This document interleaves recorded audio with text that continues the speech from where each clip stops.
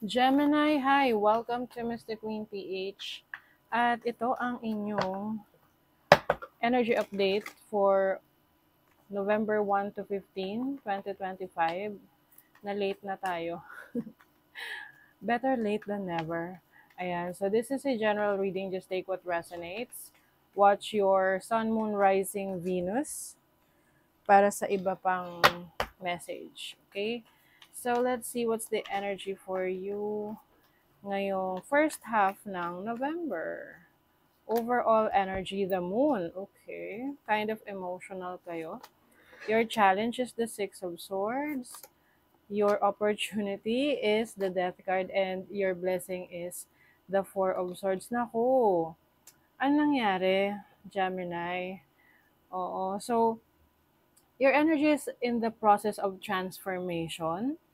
Medyo, yun nga, medyo ano kayo, emotional.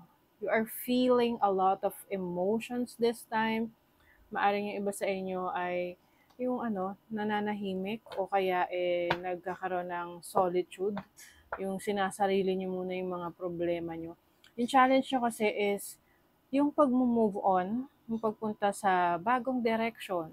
Yan, maaring natitigilan kayo na, gagawin ko ba to? Maghihintay pa ba ako? Magtsatsaga pa ba ako? Magtitiis pa ba ako? Ganon. But with the death card here, this is about new beginnings.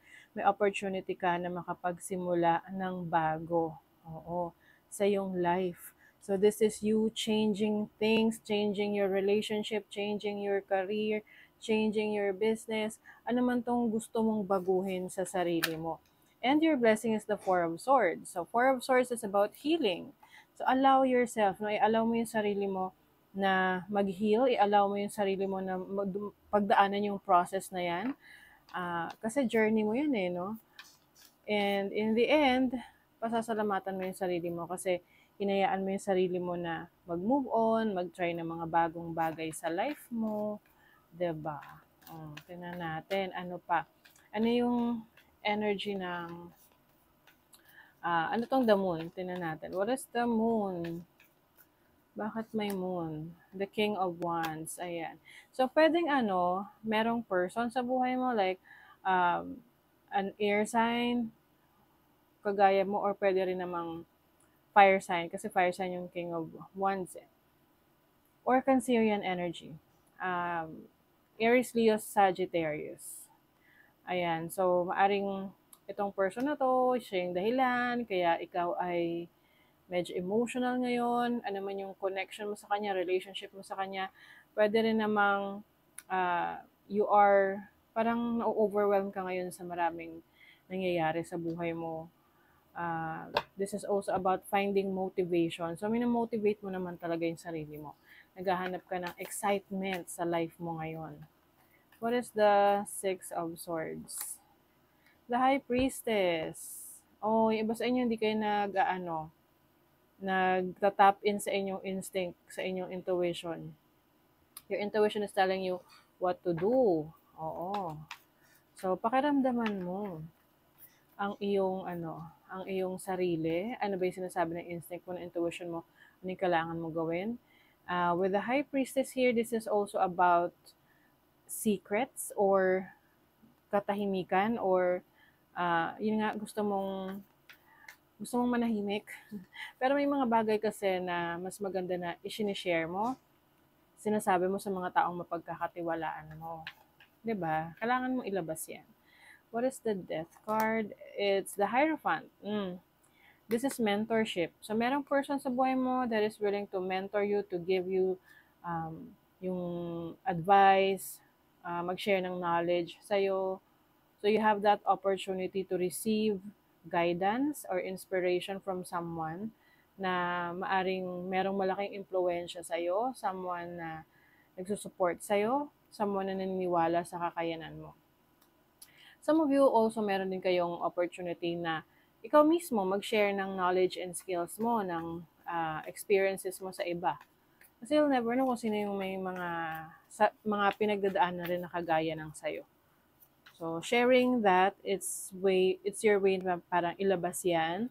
That's also part of letting things go, no? Nile-let go mo kasi 'di ba nire-release mo siya sa ano, sa maraming tao. Nire-release mo siya sa earth, ganon. Kasi when you speak up, nababawasan yung bigat na nararamdaman mo.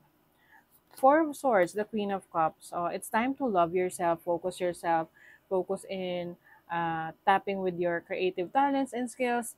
Kasi alam nyo, kapag mas meron kayong time para sa sarili nyo, marami kayong nadidiscover talaga eh. Sa inyong sarili. Na, uy, interesado pala ako sa ganito, maganda pala tong gawin, ganon. So, this is the time for you to focus on yourself. Oo, sarili. Kung ano yung pwede mong i-improve sa iyong sarili. That's the best thing to do. Okay, tingnan natin sa money, career, finances for Gemini. The Three of Wands. Merong exploration dito, expansion. Pwedeng nag-explore ka ng bagong trabaho, career, or business, or other sources of income. Yung iba, pag-abroad. Ayan, so merong opportunity for you to travel abroad. That's going on an adventure.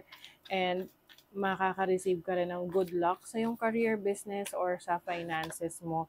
You have the Tower. There is something that you need to let go of, okay? Something na nag-hold on ka pa pero alam mo na it's already breaking up. So, para makapagsimula, magkaroon ng new beginnings, something has to end. Anything that is no longer serving you, it has to end. Love life and career, the Fool. New beginnings para sa love life. Marami kang options ngayon. Kumbaga, nasa sayo if you want to explore your other options sa relationship or mag-focus sa iyong sarili. Pero kung ikaw yung tipong nagtatry na mag-move on, 'di ba? So, ito yung maganda mong gawin, na mag-explore, mag-focus sa sarili mo, sumubok ng mga bagong buhay, bagong bagay sa buhay mo.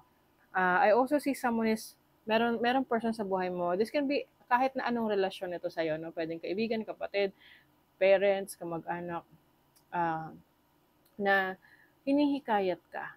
Hinihikayat ka na to get out of your comfort zone, to try new things, ganon. So, be open to that.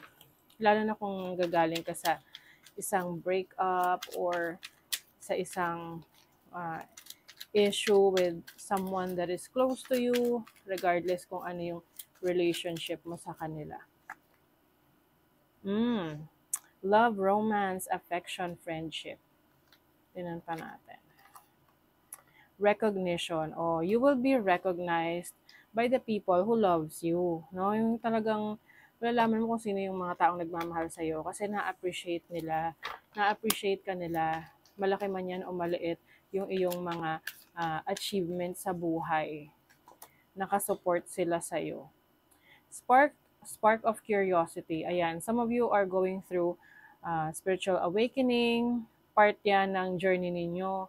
Kaya may mga challenges kayong na-experience because ganun talaga eh. Kailangan nating mag-awaken, kailangan rin nating ma-discover yung iba pang version ng ating mga sarili. Kasi hindi naman natin yan ma-discover kung mag-stay tayo sa same situation na meron tayo.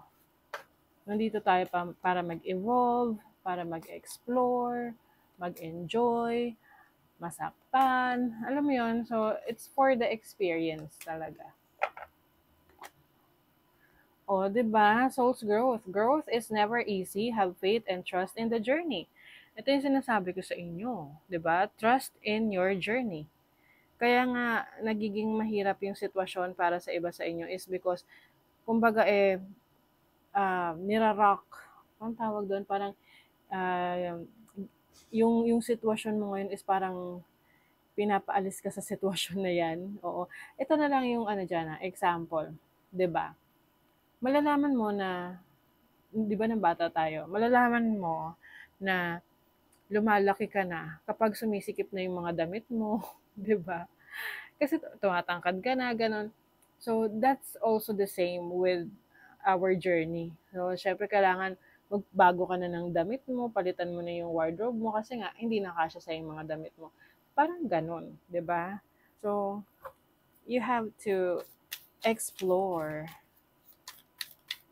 Part ng soul's growth mo yan. Uy, new joy is coming your way. Something that will make you feel happy.